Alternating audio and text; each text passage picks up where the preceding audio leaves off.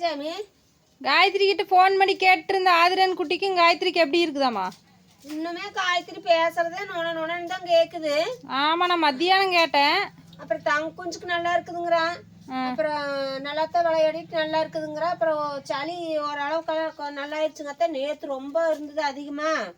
இப்போ ஓரளவுக்கு இப்படியா நல்லா இருக்குது. அப்புறம் நேத்து ரொம்ப அதிகம் அப்படிங்கிற. இப்பவுமே குணமுன பேசுறது அப்படி வாய்ஸ் சும்மா நார்மல்னாலே காயத்ரிக்கு இந்த மழை சீசன் வந்தா ஒரே தும்பல் இருமலாவே. தும்பல் தான் அதிகம் இருமலை விட. அப்படியாயிரும். நினைச்சு அங்க போகும்போதே பனிக்காலத்துல இப்படி குழந்தைய எட்டு போயிட்டு இருக்கிறாங்க அப்படின்னு.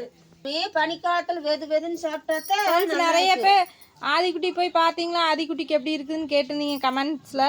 போய் பார்க்கணும். சக்திக்கு வேலை தொடர்ந்து அவருக்கு வேலையே இருக்கிறதுனால போக முடியல. அப்புறம் இன்றைக்கி சுகாஸ் குட்டிக்கு பிறந்த நாளுங்கிற மாதிரி ஸ்கூல் இருந்துச்சு.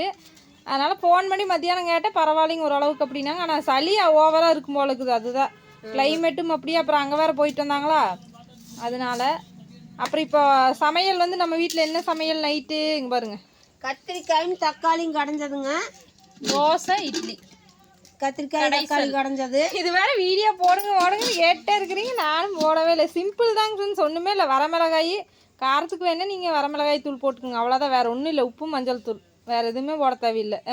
ஆமாம், கத்திரிக்காய் தக்காளி வெங்காயம் அவ்வளோதான்.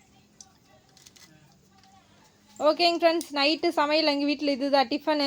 உங்கள் வீட்டில் என்ன அப்படின்னு சொல்லி சொல்லுங்கள். இட்லி தோசை வேணுங்கிறவங்களுக்கு தோசை, இட்லி வேணுங்கிறவங்களுக்கு இட்லி. ஆமாங்க நண்பர்களே, வாங்க நண்பர்களே சாப்பிடலாம். சூடாக சாப்பிடலாம். தக்காளி கத்திரிக்காய் குழம்பு இது வந்து செஞ்சு ரொம்ப நாள் ஆகி போச்சு. சட்னியை தான் அரைச்சிட்டு இருக்கிறோம், இல்லைன்னா தக்காளி குழம்பு வச்சுட்டு இருக்கிறோம். இது ரொம்ப நாள் ஆயிடுச்சு, அதனால இன்னைக்கு வச்சேன். ஆமாங்க, இது டேஸ்டா இருக்கும். தோசைக்கெல்லாம் செம டேஸ்ட். குழம்பு இட்லியும் தோசையும் வாங்க சாப்பிடலாம் வாங்க நண்பர்களே.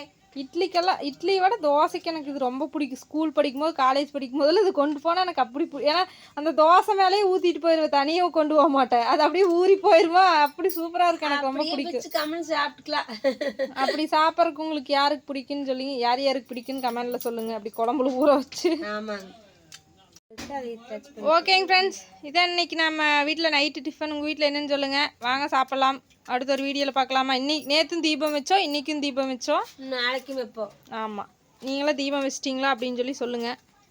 ஓகே பாய் ஃப்ரெண்ட்ஸ், எனக்கு பசிக்குது, நான் போய் சாப்பிட போகிறேன். பாய். யாராவது நான் குட்டி சாப்பிட்றாங்க, சுகாஸ் குட்டியும் சாப்பிட்றாங்க.